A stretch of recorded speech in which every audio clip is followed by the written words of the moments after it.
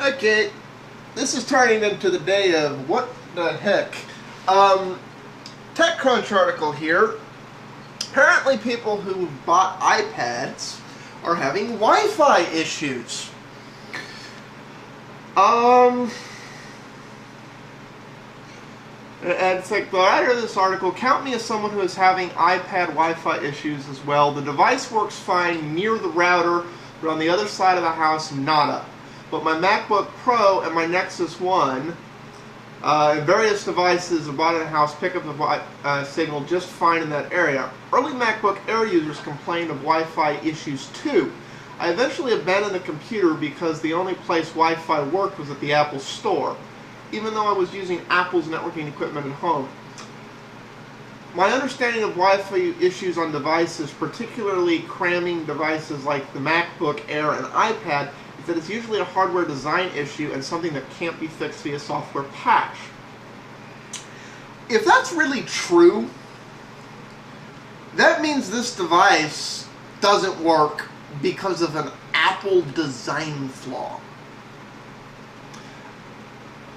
Based on the complaints I've been reading about, it's almost like there's some type of Faraday cage effect going on with the case itself.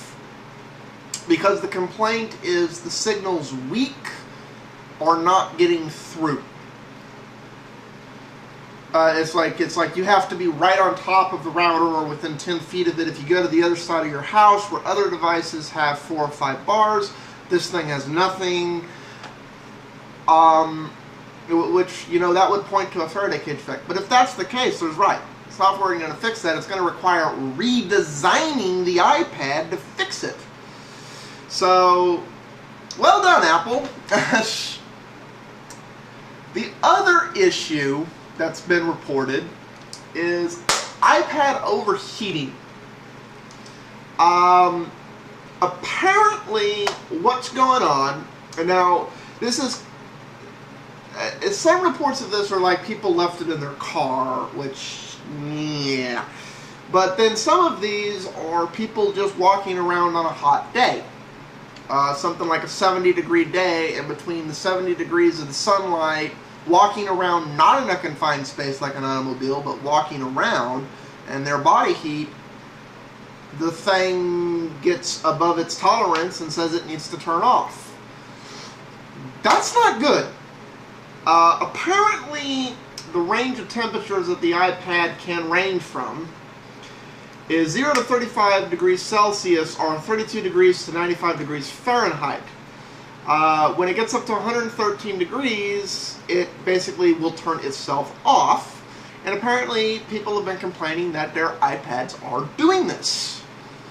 So, we haven't even had half a week, and we already have 2 major glitches. It'll be interesting to see what else comes out. Of course, both of these flaws are design flaws. It seems Apple failed to take into account that when you have a larger surface area, you're going to attract more heat, which means they need to add a vent to the iPad design. And if the case is doing a Faraday cage thing, like all the Wi-Fi complaints seem to indicate, they have to completely redesign the case. If this is the Apple quality test, these are things that should be obvious in design. A device like this should never make it to market.